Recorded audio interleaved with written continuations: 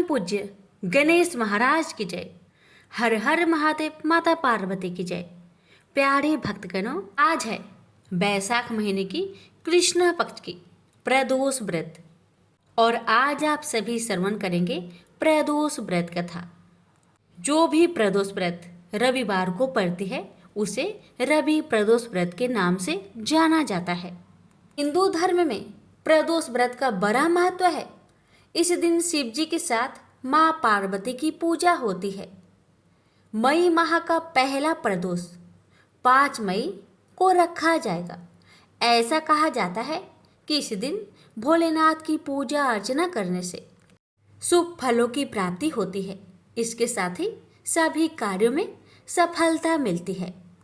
इसके अलावा इस तिथि पर व्रत रखने से संतान रत्न की प्राप्ति होती है। और इसके साथ ही भक्तगणों, इस दिन व्रत रखकर जो भी भक्त श्रद्धा भक्ति के साथ इनकी इन कथाओं को श्रवण करता है उसकी सभी कामना शीघ्र ही उमापति शंकर भगवान की कृपा से पूर्ण हो जाते हैं। प्यारे भक्तगणों, आइए आप जानते हैं मई माह का पहला प्रदोष व्रत की तिथि के बारे में। हिंदू पंचांग के अनुसार 5 मई 2024 दिन रविवार शाम 5:41 से बैसाख मास के कृष्णा पक्ष की त्रयोदशी तिथि की शुरुआत हो जाएगी। वह 6 मई 2024 दिन सोमवार को दोपहर 2:40 तक रहेगी। पंचांग को देखते हुए इस बार प्रदोष व्रत 5 मई 2024 को रखा जाएगा। इसके साथ ही इस दिन ही भोलेनाथ का अभिषेक भी किया जाएगा। हमारे भक्तगणों, प्रदोष व्रत के महत्व में ऐसा कहा गया है कि जो साधक इस पवित्र दिन पर कठिन व्रत का पालन करते हैं उन्हें सुख और समृद्धि का आशीर्वाद प्राप्त होता है। साथ ही शिव जी की कृपा मिलती है। कुछ लोग इस विशेष दिन पर भगवान शंकर के नटराज रूप की भी पूजा करते हैं। धार्मिक मान्यताओं के अनुसार इस दिन देवों के देव महादेव ने तांडव करके राक्षस अप्सरा पर विजय प्राप्त की थी। बता दें कि भगवान शिव के नृत्यक रूप को नटराज के रूप में जाना जाता है, जिसकी आराधना से अच्छे फलों की प्राप्ति होती है। अब आइए श्रवण करते हैं रविवार प्रदोष व्रत कथा को श्रद्धा पूर्वक पूरा सुनिएगा और दूसरे भक्तों के पास भी शेयर कीजिएगा और कमेंट बॉक्स में भोलेनाथ का जयकारा अवश्य लगाइएगा। तो आइए श्रवण करते हैं कथा। प्रेम से बोलिए हर हर महादेव, माता पार्वती की जय।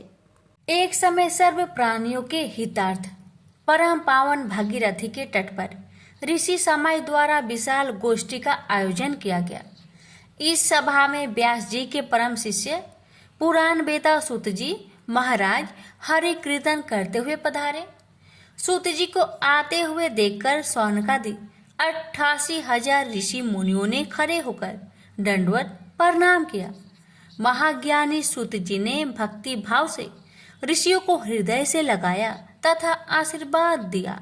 विद्वान ऋषिगण और सब शिष्य आसनों पर विराजमान हो गए।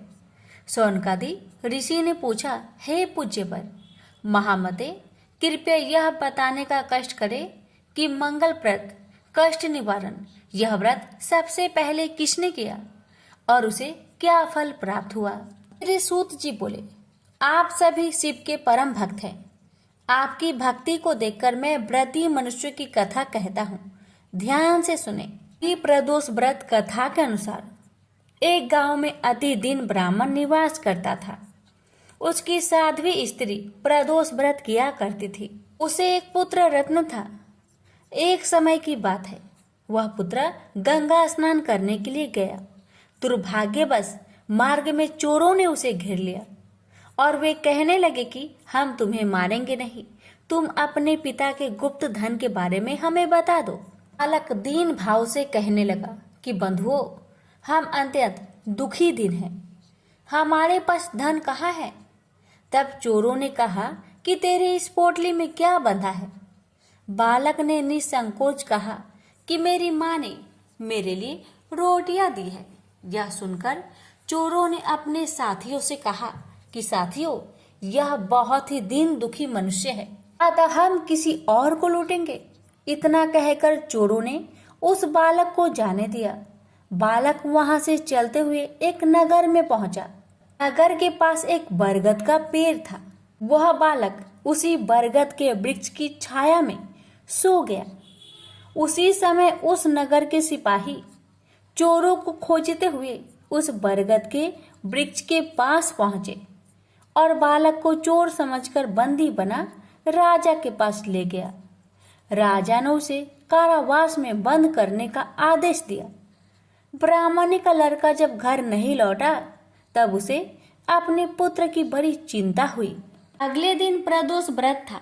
ब्राह्मणी ने प्रदोष व्रत किया और भगवान शंकर से मन ही मन अपने पुत्र की कुशलता की प्रार्थना करने लगी। भगवान शंकर ने उस ब्राह्मणी की प्रार्थना स्वीकार कर ली। उसी रात भगवान शंकर ने उस राजा को सपने में आदेश दिया कि वह बालक चोर नहीं है, उसे प्रातःकाल छोड़ दे, अन्यथा उसका सारा राज्य वैभव नष्ट हो जाएगा। प्रातःकाल राजा ने शिव जी की आज्ञा अनुसार उस बालक को कारावास से मुक्त कर दिया। बालक ने अपनी सारी कहानी राजा को सुनाई। सारा वृत्तांत सुनकर राजा ने अपने सिपाहियों को उस बालक के घर भेजा और उसके माता पिता को राज दरबार में बुलवाया। उसके माता पिता बहुत ही भयभीत थे। राजा ने उन्हें भयभीत देखकर कहा कि आप भयभीत ना हो, आपका बालक निर्दोष है। राजा ने ब्राह्मण को 5 गांव दान में दिए, जिससे कि वे सुखपूर्वक अपना जीवन व्यतीत कर सके। भगवान शिव की कृपा से ब्राह्मण परिवार आनंद से रहने लगा। अतः जो मनुष्य रवि प्रदोष व्रत को करता है वह सुखपूर्वक और निरोगी होकर अपना पूर्ण जीवन व्यतीत करता है तथा उसके जीवन में खुशहाली आती है। प्रेम से बोलिए उमापति शंकर भगवान की जय। स्कंद पुराण में वर्णित एक कथा के अनुसार प्राचीन काल में एक विधवा ब्राह्मणी अपने पुत्र को लेकर भिक्षा लेने जाती थी और संध्या को लौटती थी। एक दिन जब वह भिक्षा लेकर लौट रही थी तो उसे नदी किनारे एक सुंदर बालक दिखाई दिया जो विदर्भ देश का राजकुमार धर्मगुप्त था। शत्रुओं ने उसके पिता को मारकर उसका राज्य हड़प लिया था। उसकी माता की भी मृत्यु अकाल हुई थी। ब्राह्मणी को उस बालक को देखकर बहुत दया आई और उसने उस बालक को अपना लिया और उसका पालन पोषण किया। कुछ समय पश्चात ब्राह्मणी दोनों बालक के साथ देवयोग से देव मंदिर में गई। वहां उनकी भेंट ऋषि सांडल्य से हुई। ऋषि सांडल्य ने ब्राह्मणी को बताया कि जो बालक उन्हें मिला है वह विदर्भ देश का राजा का पुत्र है जो युद्ध में मारे गए थे और उनकी माता को ग्रह ने अपना भोजन बना लिया था। ऋषि सांडल्य ने ब्राह्मणी को प्रदोष व्रत करने की सलाह दी। ऋषि आज्ञा से दोनों बालकों ने भी प्रदोष व्रत करना शुरू कर दिया। एक दिन दोनों बालक वन में घूम रहे थे, तभी उन्हें कुछ गंधर्व कन्याएं नजर आई। ब्राह्मण बालक तो घर लौट आया, किंतु राजकुमार धर्मगुप्त अंशुमति नाम की गंधर्व कन्या से बात करने लगे। गंधर्व कन्या और राजकुमार एक दूसरे पर मोहित हो गए। कन्या ने विवाह हेतु राजकुमार को अपने पिता से मिलवाने के लिए बुलवाया। दूसरे दिन जब वह पुनः गंधर्व कन्या से मिलने आया तो गंधर्व कन्या के पिता ने बताया कि वह विदर्भ देश का राजकुमार है। भगवान शिव की आज्ञा से गंधर्व राज ने अपनी पुत्री का विवाह राजकुमार धर्मगुप्त से करवाया। इसके बाद राजकुमार धर्मगुप्त ने गंधर्व सेना की सहायता से विदर्भ देश पर पुनः आधिपत्य प्राप्त किया। यह सब ब्राह्मणी और राजकुमार धर्मगुप्त के प्रदोष व्रत करने का फल था। स्कंद पुराण के अनुसार जो भक्त प्रदोष व्रत के दिन शिव पूजा के बाद एकाग्र होकर प्रदोष व्रत कथा सुनता या पढ़ता है उसे 100 जन्मों तक कभी दरिद्रता नहीं होती। प्रेम से बोलिए उमापति शंकर भगवान की जय। एक समय की बात है कि बहुत वर्ष पूर्व ऋषि मुनि भगवान को पाने के लिए कठोर तपस्या करते थे। यह तपस्या कैसी रहती थी? एक पांव पर खड़े होकर नमस्कार की मुद्रा में भगवान का नाम जप करना, पानी में नमस्कार की मुद्रा में खड़े रहकर अखंड भगवान का नाम जप करना, हिमालय जैसे पर्वत पर जाकर अंत ठंड में एक ही जगह अनेक वर्ष तक बैठकर नाम जप करना, इस प्रकार तपस्या की जाती थी। तपस्या के समय न कुछ खाया जाता था न ही पिया जाता था। इसी प्रकार कठोर तपस्या करने के बाद भगवान भक्त पर प्रसन्न होकर उन्हें आशीर्वाद देते थे। इसी प्रकार भगवान शंकर को पति रूप में पाने के लिए माता पार्वती कठोर तपस्या कर रहे थे। तपस्या के समय वह भगवान के चिंतन में ध्यान मग्न बैठी थी। उनकी तपस्या पूर्ण होने ही वाली थी कि उसी समय उन्हें एक बालक के डूबने की चीख सुनाई दी। माता तुरंत उठकर वहां पहुंची। उन्होंने देखा एक मगरमच्छ बालक को पानी के अंदर खींच रहा है। वह बालक अपने प्राण बचाने के लिए बहुत प्रयास कर रहा था तथा मगरमच्छ उसे खाने का प्रयास कर रहा था। अंततः करुणामयी माता पार्वती को बालक पर दया आई। माता ने मगरमच्छ से निवेदन करते हुए कहा, बालक को छोड़ दो, इसे आहार न बनाओ। उस पर मगरमच्छ बोला, माता यह मेरा आहार है। मुझे हर छठे दिन भूख मिटाने के लिए जो पहले मिलता है वह मेरा आहार होता है। मेरा आहार ब्रह्मा ने निश्चित किया है। माता पार्वती ने फिर कहा, आप इसे छोड़ दो, मैं इसके बदले अपनी तपस्या का फल आपको दूंगी। पार्वती माता ने बालक के प्राणों की रक्षा के लिए अपनी कठोर तपस्या का फल दांव पर लगाया। मगरमच्छ ने भी उसे स्वीकार किया। पार्वती माता ने उसी समय संकल्प किया और अपनी पूरी तपस्या का फल उस मगरमच्छ को दे दिया। मगरमच्छ को माता के तपस्या का फल प्राप्त होने के कारण वह सूर्य के जैसे चमक उठा। उसकी बुद्धि में शुद्ध हो गई। उसने कहा, माता आप अपना पुण्य वापस ले लीजिए, मैं इस बालक को छोड़ दूंगा। माता ने तो वचन दिया था, इसलिए उन्होंने तपस्या का फल वापस लेने से मना कर दिया और वह बालक को गोद में लेकर ममता से दुलारने लगी। बाद में माता ने उस बालक को उसके घर सुरक्षित लौटा दिया और वे अपने स्थान पर वापस आ गई। भगवान शिव जी को प्राप्त करने हेतु उन्होंने पुनः तप करना आरंभ कर दिया। उसी समय भगवान शिव जी माता पार्वती के सामने प्रकट हो गए। भगवान शिव जी उन्हें बोले, पार्वती अब तुम्हें तप करने की आवश्यकता नहीं है। हर प्राणी में मेरा ही वास है। तुमने उस मगरमच्छ को अपने तप का जो फल दिया है वह मुझे ही प्राप्त हुआ है, इसलिए तुम्हारे तप का फल अनंत गुना हो गया है। तुमने करुणा और ममता से द्रवित होकर बालक की रक्षा की, इसलिए मैं तुम पर प्रसन्न हूँ और तुम्हें अपनी पत्नी के रूप में स्वीकार करता हूँ। प्रेम से बोलिए उमापति शंकर भगवान की जय। एक समय की बात है, एक क्षेत्र में पुत्र की प्राप्ति हेतु भगवान शिव से आज्ञा लेकर पार्वती ने 1 वर्ष तक चलने वाले पुण्य व्रत का समापन किया। व्रत की समाप्ति पर पुरोहित सनत कुमार ने देवी पार्वती से कहा, सुब्रते मुझे दक्षिणा चाहिए। पार्वती ने मुंह मांगी दक्षिणा देने का वचन दिया। फिर क्या था, पुरोहित बने सनत कुमार ने अस्वाभाविक दक्षिणा की याचना की। देवी इस व्रत में दक्षिणा स्वरूप मुझे अपने पति को दीजिए। यह सुनते ही देवी पार्वती पर जैसे वज्रपात हुआ। वो व्याकुल होकर विलाप करती हुई मूर्छित हो गई। पार्वती को मूर्छित देखकर ब्रह्मा, विष्णु और मुनियों को हंसी आ गई। उन्होंने पार्वती को समझाने के लिए भगवान शिव को भेजा। पार्वती की मूर्छा टूटने पर शिव ने उन्हें समझाया, हे देवी, देव कार्य, पितृ कार्य या नित्य नैमित्तिक जो भी कार्य दक्षिणा से रहित होता है निष्फल हो जाता है। उस कर्म से दाता कालसूत्र नामक नगर में गिरता है। इसके बाद वह दीन होकर शत्रुओं से पीड़ित होता है। ब्राह्मण को संकल्प की हुई दक्षिणा उस समय न देने से वह बढ़कर कई गुना हो जाती है। भगवान विष्णु और ब्रह्मा ने पार्वती से धर्म रक्षा के लिए अनुरोध किया। धर्म ने भी समझाया, देवताओं ने भी कहा, मुनियों ने भी दक्षिणा देने की प्रेरणा दी। फिर भी पार्वती चुप रही।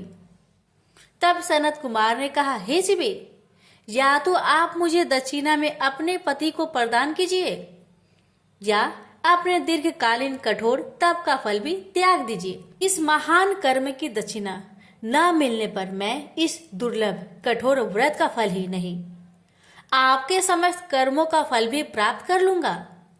उद्गन होकर पार्वती ने कहा, पति से वंचित हो जाने वाले कर्म से क्या लाभ? दक्षिणा देने तथा धर्म और पुत्र की प्राप्ति से मेरा क्या हित होगा?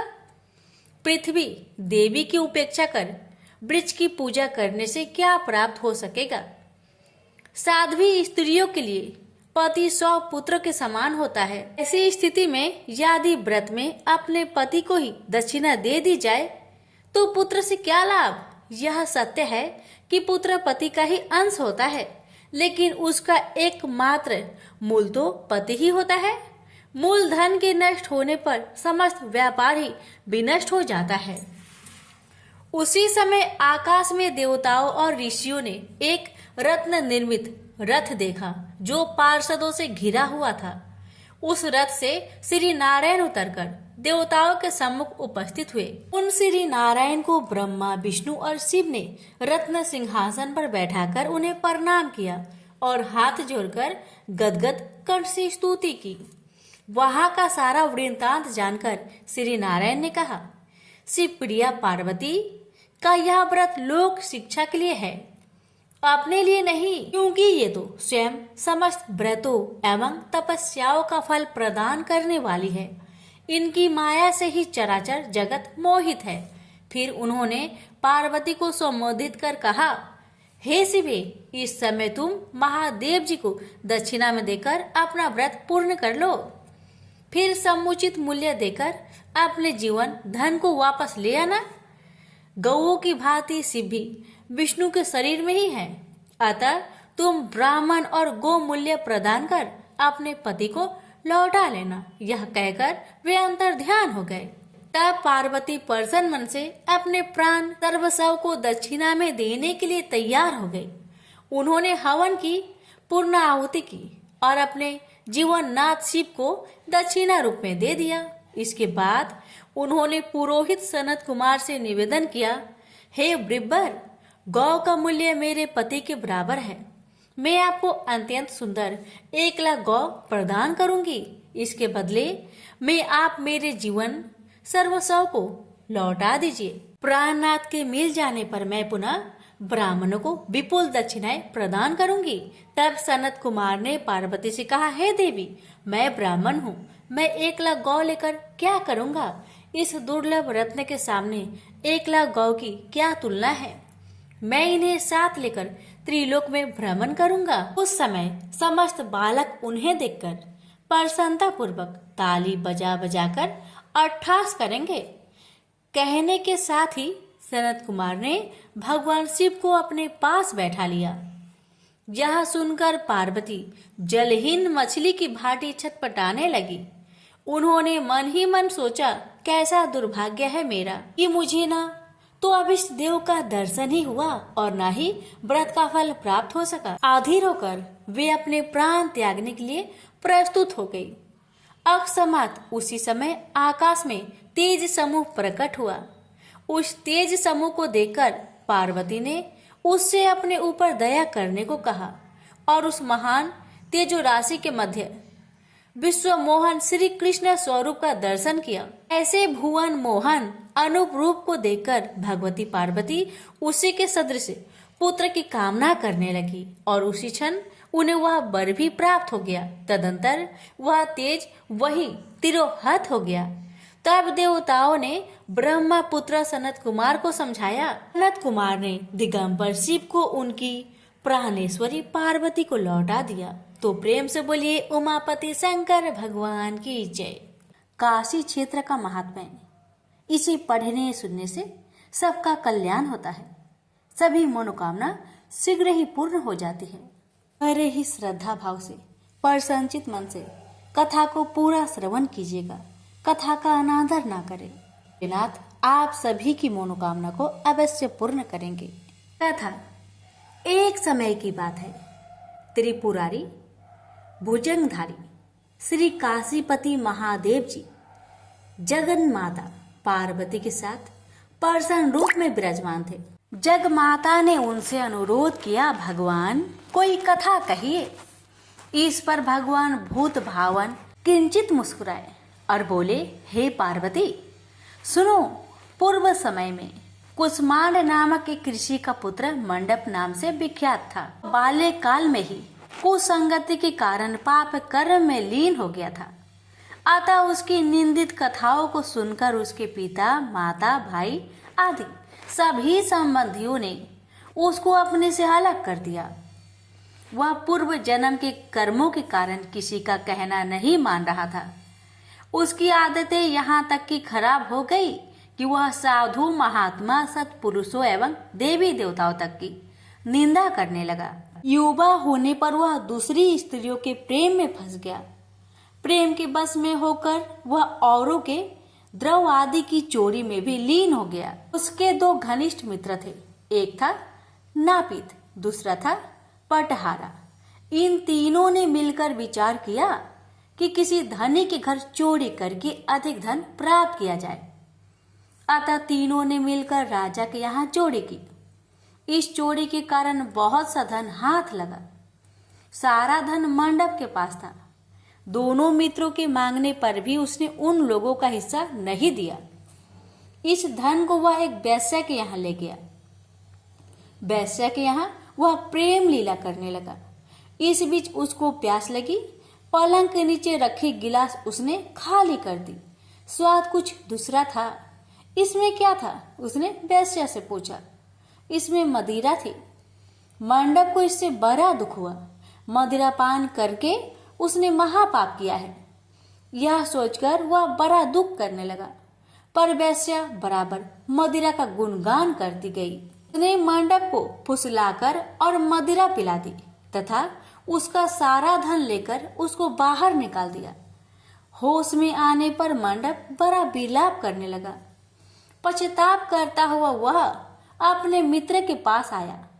सारी आप बीती सुना दी। उन मित्रों ने कहा, हे मित्र, तुमने मदिरा पान करके बड़ा पाप किया है। अब तुम इसका प्रायश्चित करो। मुझे प्रायश्चित का उपाय कहो। बिना प्रायश्चित के सुरापान का दोष नहीं मिटेगा। अतः उस वैश्या से स्वर्ण प्राप्त कर दान करो।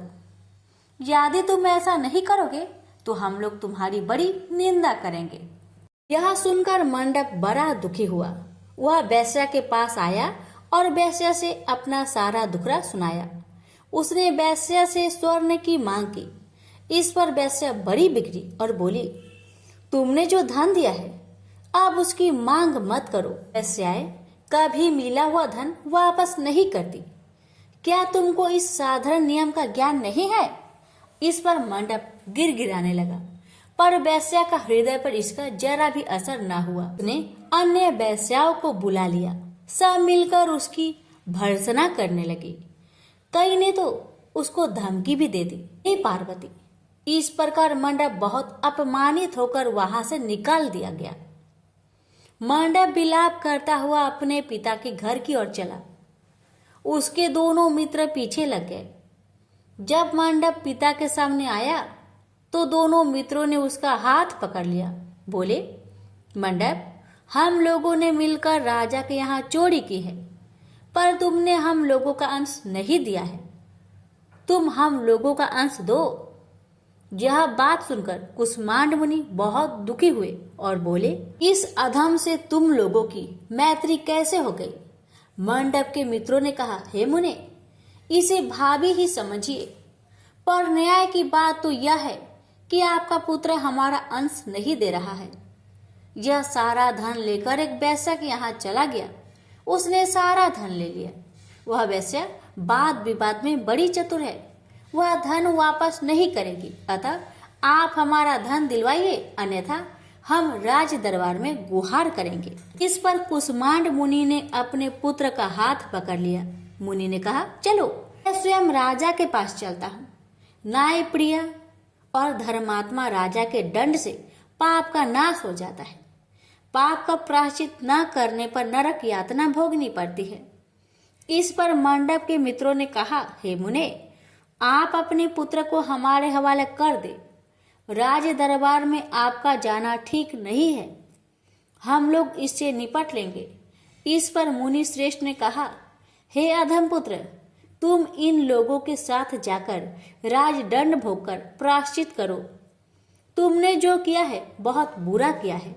आज से तुम मेरे पुत्र नहीं हो और मैं भी तुम्हारा कोई नहीं। जब तक तुम प्रायश्चित करके नहीं आओगे, मैं तुम्हारा मुख नहीं देख सकता।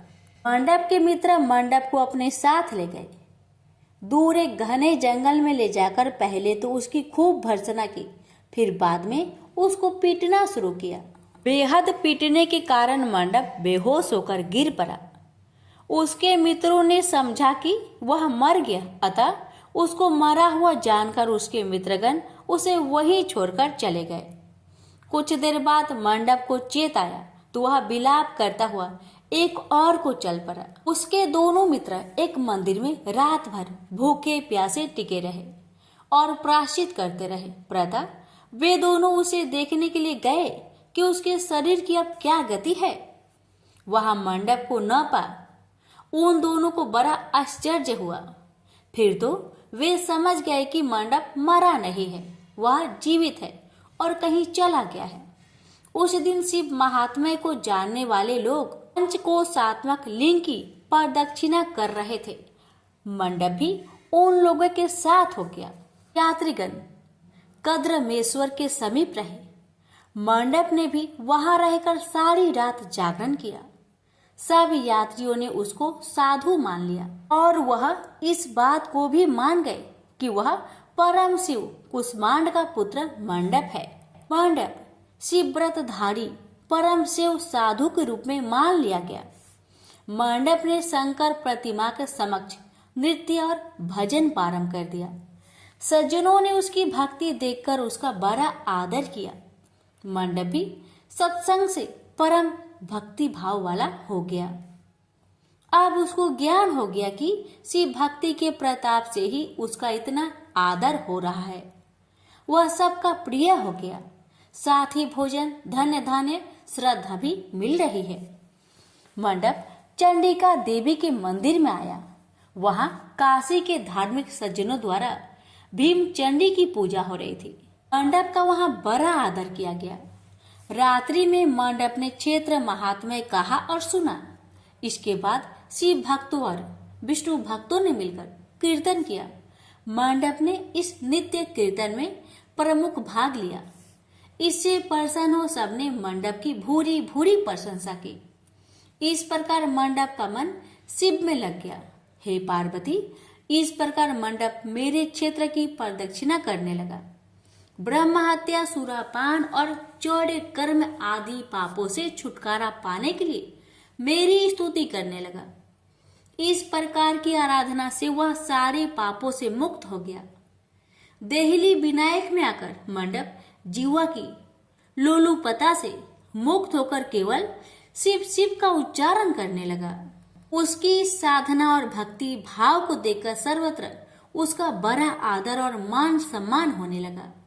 हे पार्वती, मंडप ने अन्न जल सब त्याग दिया और बार बार बिलाप कर कहने लगा कि ब्राह्मण शरीरधारी होकर भी मैंने स्वर्ण की चोरी की, साध्वी माता को ठगा, वेश्यागमन, सूरापान किया, ब्राह्मण शब्द का हनन किया। पश्चाताप से मंडप बेहाल हो गया। हे देवी, मंडप के मन में यह विचार आया कि मेरे क्षेत्र की प्रदक्षिणा करने से वह सारे पापों से मुक्त हो जाएगा। अतः वह काशी काशी शिव शंकर शिव शिव की रट लगाकर अपने पापों का प्रायश्चित करता हुआ मेरे क्षेत्र की परिक्रमा करने लगा। रामेश्वर लिंग में आकर उसने स्नान पूजन किया, सोमनाथ का पूजन किया, सीता और लक्ष्मण के साथ श्री राम जी का पूजन किया। पूजन और भक्ति भाव देखकर सर्वत्र उसकी प्रशंसा हुई। मंडप ने अन्न जल त्याग दिया था। तदनंतर वृषभ ध्वज में आकर स्नान देव पूजन किया। प्रातः काल वरुणा संगम में स्नान किया। मुझे पूछता हुआ वह मेरे मंदिर आया। उसने आकर बड़ा दान पुण्य किया। संतोष मंडप ने साष्टांग प्रणाम किया। वह अनेक महात्मा उपस्थित थे। हे पार्वती, मंडप सबके आगे हाथ जोड़कर खड़ा हो गया और पूछने लगा, हे महात्माओं, मैंने बड़े बड़े पाप किए हैं। आप लोग कृपया यह बतलाइए कि इन पापों से मेरा छुटकारा किस प्रकार होगा। सभी महात्माओं ने कहा, हे मंडप, तुम शिव शक्ति केशव के भक्त हो गए हो। पंचक्रोशमात्मक लिंग प्रदक्षिणा से और शिव कीर्तन से तुम्हारे सारे पाप नष्ट हो गए हैं। इस प्रकार सुन मंडप ने कहा, हे सदस्य गणों, पिताजी ने तो मुझको घर से निकाल दिया है। अब मैं अपने घर कैसे जाऊं और हे मुनि श्रेष्ठों, पिता को कैसे अपना मुख दिखलाऊं। इस पर सबने कहा, अब तुम्हारे सारे पापों का प्रायश्चित हो गया है, तुम सहर्ष घर जा सकते हो। हे पार्वती, इस प्रकार मंडप अपने पिता के घर के सामने आया और शिव शिव शंभो शंभो महादेव महादेव का उच्चारण करने लगा। स्वर सुनकर कुष्मांड मुनि ने अपनी पत्नी से कहा, हे प्रिय, देखो तो कौन द्वार पर शिव का उच्चारण करता हुआ हमें परम सुख दे रहा है। शिव नाम की अमृत वर्षा कौन कर रहा है। मुनि पत्नी ने द्वार पर अपने पुत्र को देखा। हे पुत्र, तुम्हारा आना कैसे हुआ। मंडप ने कहा, हे माता, आपको और पिताजी को महात्मागण बुला रहे हैं। यह सुनकर मंडप की माता अपने पति के पास आई और उनसे सारा वृत्तांत कहा। हे पूज्यवर, आपका पुत्र शिव का नाम रट्टा हुआ द्वार पर उपस्थित है। उसका कहना है कि प्रायश्चित करके वह पवित्र हो गया है। सदस्यगण आपको बुला रहे हैं, वे प्रायश्चित का प्रमाण देंगे। कुष्मांड मुनि दरवाजे पर आए। उन्होंने रुद्राक्षधारी शिव भक्त मंडप को देखा। तुम क्यों आए हो। थोड़े से प्रायश्चित से बड़े पाप का नाश नहीं होता है। मंडप ने कहा, हे पिताजी, इसमें कोई संदेह नहीं है कि मैंने बड़े पाप किए हैं। इतना होने पर भी महात्मागण आपको बुला रहे हैं। मुनि अपनी पत्नी के साथ महात्माओं के पास आए। महात्माओं ने एक स्वर से कहा, हे मुनिवर, आपका पुत्र समस्त पापों से मुक्त हो गया है। कुष्मांड ऋषि ने पूछा, हे मुनि श्रेष्ठों, किस आधार पर आपकी दृष्टि में मेरा पुत्र पाप मुक्त हो गया है। इसने तो बड़े बड़े पाप किए हैं। महात्माओं ने कहा, हे मुनि, इस मुक्ति मंडप के स्वामी श्री भगवान विष्णु है, वही इसका उत्तर देंगे। महात्माओं ने विष्णु भगवान की स्तुति की। इस पर आकाशवाणी हुई, हे स्तुति करने वाले महात्माओं, यह महापापी मंडप जो कुष्मांड मुनि का पुत्र है, अब अपने पापों से मुक्त हो शुद्ध हो गया है। यह साधु संतों के साथ शिव शंकर के क्षेत्र की परिक्रमा कर चुका है। अब कुष्मांड मुनि इसे ग्रहण कर सकते हैं। इस प्रकार हे पार्वती, मंडप को कुष्मांड मुनि आदर पूर्वक अपने घर ले गए। इस कथा को सुनकर माता पार्वती परम प्रसन्न हुई। बोली, प्रभु, आपने यह महत्वपूर्ण कथा कही, इससे कलयुग में प्राणियों का बड़ा भला होगा। कृपा कर इस पर कुछ और प्रकाश डाले। इस पर शिवजी बोले, हे पार्वती, अब तुम भैरव जी की कथा सुनो। इस पर भैरव जी प्रकट हुए और बोले, त्रेता युग में समदर्शी सांडलिय नाम का एक ब्राह्मण था। वह महापंडित था। उसकी पुत्री का नाम विशालाक्षी था। वह अति सुंदरी थी। बाल्यकाल में ही उसके पिता ने उसका विवाह कर दिया। विवाह के बाद भी वह अपने पिता के घर पर रहती थी। वह युवा हो गई। युवा अवस्था होने पर भी उसका पति न आया, अतः सांडिल्य ब्राह्मण की कन्या पाप रहता हो गई। इस कन्या ने काशी में बड़े पाप किए। सुंदरी होने के कारण दूर दूर के युवक उसके पास आने लगे। एक समय की बात है, बड़े बड़े पापों को नष्ट करने वाली पंचक्रोशी यात्रा के मार्गियों देखकर वह विचारने लगी कि इस लोगों को पाप रट किया जाए। उस रात यात्रीगण दुर्गा कुंड पर रुके थे। विशालाक्षी धन के लोभ से वहां गई। वहां भजन कीर्तन कर स्वयं रचाया। यात्री उसका भक्ति भाव देखकर प्रसन्न हुए और उसे वैष्णवी समझ बड़ा दान पुण्य किए। इस लोभ के कारण वैश्या बिछालाची यात्रियों के साथ हो गई। करमेदेश्वर, दहलीज, रामेश्वर में उसने निवास किया और वरुणा संगम में स्नान किया। यात्रियों द्वारा उसने काशी महात्म्य की कथा भी श्रवण की। इस सत्संग समागम से विशालाची की आंखें खुल गई। उसने अपने पर बड़ा पश्चाताप किया। यात्रियों का सारा धन उसने लौटा दिया और पाप से अलग होने का निर्णय कर लिया। उसने महात्माओं से पूछा, हे देवताओं, मैं बड़ी पापिनी हूँ, कृपया मेरी मुक्ति का उपाय कहिए।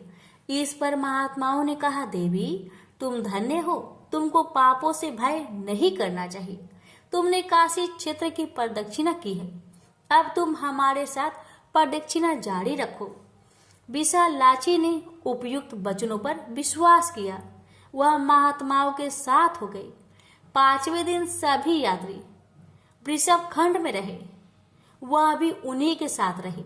सभी ने वरुणा संगम में स्नान किया और आदि केशव का पूजन किया। विशालाची मुक्ति मंडप में आई। उसने बड़े भक्ति भाव से शिव शंकर की पूजा की। इस प्रकार विशालाची सभी पापों से मुक्त हो गई। उसके पिता सांडल्य ने बड़े आदर के साथ उसे अपने घर में स्थान दिया। वह इस प्रकार पवित्र हो गई। भैरव जी बोले, हे पार्वती, यह काशी क्षेत्र का महात्म्य है। इसे पढ़ने, सुनने, सुनाने से सबका कल्याण होता है। प्रेम से बोलिए हर हर महादेव। माता पार्वती की जय। भैरवनाथ की जय।